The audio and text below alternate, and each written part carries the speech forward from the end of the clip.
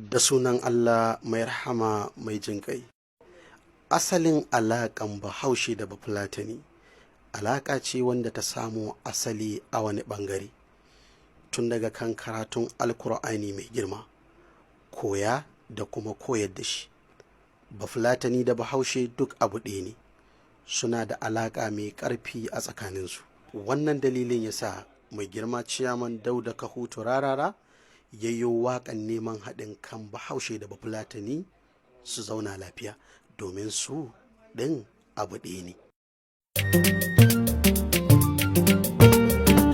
Gare fulbe, ware fulbe, anane fulla, akai gimol modo, nane fulbe. anane fulla fulla. Seni munyal fulbe. Aburi fulla. Jam fulbe. Fulbe jam dan ilawana.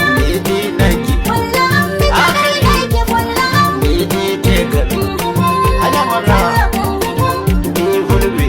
Kiyati on fulbe. Kauti fulbe. Ina tare da mu ta ko ina. Dole jam fulbe. Mu zauna lau ba ka ce na Jam ce. mai ya lauma. Dan mai alawa fulla. Wannan haruna, waila ito hirna. Jode jam fulbe.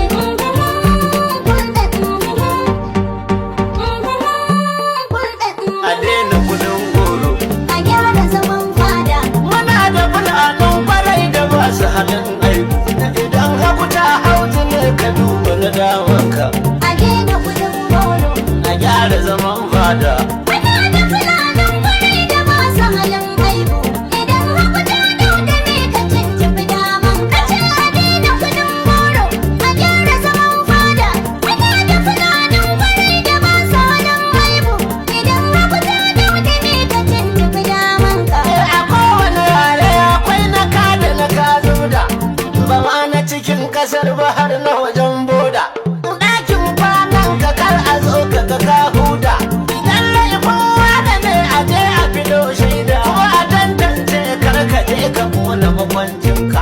A daina kudin goro. A gyara zaman fada. Muna da fulanin kwarai da masu halin aibu. Idan haku ta dauda ne ka tuntuɓi daman ka. Itin da dakwai ta fi so a kai ta mazauninta. Aboki na zaman jini a kyala uwa hanta. Tun da Hausa Fulani ake kiran muku buzukanta. Ka sai ta makamun ka karka harba